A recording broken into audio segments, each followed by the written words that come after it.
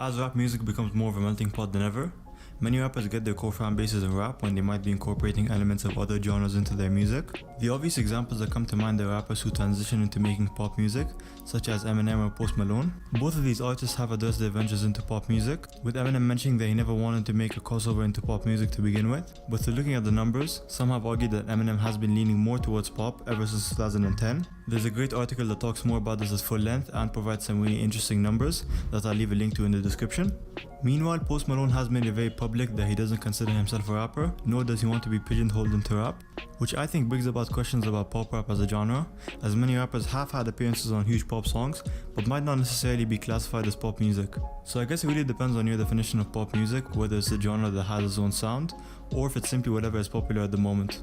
Some other more left field examples are rappers such as MGK, who recently has been making some surprisingly good rock music with Travis Barker, and is planning on releasing a rock album later this year, or even Kid Cudi, who's dabbled into rock music quite a bit on many occasions, such as when he covered the Nirvana song Where Did You Sleep Last Night, which is a song by his rock band Wizard on their album of the same name, or even his infamous album Speeding Bullet to Heaven, which saw him completely dive into rock music. He's also made a habit of collaborating with some well-known rock artists since the beginning of his career, like MGMT, Ratatat, Father John Misty, and Haim.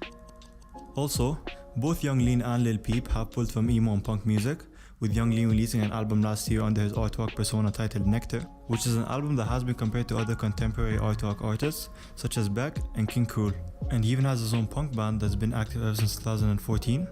On the other hand, Lil Peep's influences are much more clear, as a lot of emo-core elements are very apparent in his music, especially when it comes to his very whiny vocals. And what's interesting about these two examples is that you could probably argue that they never made rap music to begin with, but the fan bases that they operate in are largely rap, and there definitely is a hint of rap in their music, especially their production that relies on a lot of trap elements. Similarly, trap metal has seen a rise in popularity, with artists like XXXTentacion or 6ix9ine being the most prominent examples, while City Morgue is probably the most loyal to this very aggressive and very metal-inspired sound, so much so in fact that Apple Music put their latest album in the rock category, and they themselves consider their music to be new metal.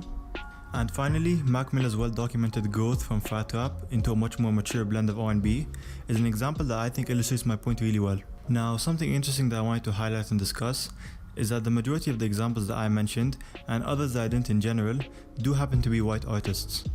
At first glance, it might seem that white rappers are more capable of transitioning into other genres and shedding the label of being a rapper. And although most of the examples that I mentioned wouldn't necessarily strike you as a prototypical rapper in terms of their music, some of them are unfairly put into the wrong category. It is something that has been discussed as recently as this year, with Tyler the Creator calling out the Grammys for not including Ego as a pop album and instead nominating it for the best rap album. He also makes it a point to question what the word urban contemporary really means.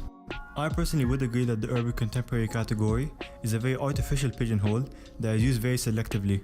Since it's been introduced in 2013, it has never, not even once, been used for a single white artist, and looking at some of the albums that have been labeled urban contemporary, I seriously question what the use of the label is. It makes no sense why the works of Frank Ocean, Rihanna, Beyonce, The Weeknd, or even this year's winner Lizzo can't be considered pop music. And apparently the urban contemporary label has been changed to progressive R&B, which I think doesn't do too much to solve the main issue, as it still creates two different labels for the same genre that is pop music, so it does seem like somewhat of an empty gesture, but hopefully it can be a step in the right direction. Another example that I think is very revealing is how Old Town Road wasn't initially perceived to be a country song by Billboard, when it didn't really lack any of the technical aspects.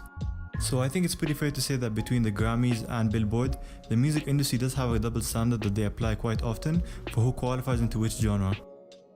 This double standard has been discussed quite a bit by some white rappers, as Eminem, for example, mentions that he probably wouldn't be as successful as he is if he wasn't white on the song White America.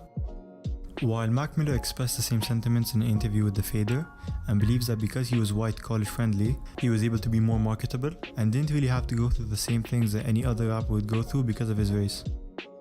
Now before I go on, I wanted to mention these two videos, as they discuss a lot of the same ideas that I do, and I think they do a really good job of looking at the finer details of each topic. They also served as the inspiration for my own video, so I'll leave a link to them in the description. My immediate assumption for as to why a lot of white rappers end up not making rap music is because white rappers might feel more comfortable in other genres, or that it could simply be a matter of coincidence. A more pessimistic outlook on the situation would suggest that white rappers don't really care about rap music, or that they're manipulating and appropriating it for themselves, which are some arguments that have been leveled towards people like Post Malone. My rebuttal to that would be that it's generally become more of a common thing for rappers regardless of race to want to be labeled as an artist or a rock star, which makes complete sense as rap music has gone through a lot of change as it's become more and more popular over the years. So I think it's unfair to say it's a racially exclusive thing when it probably isn't.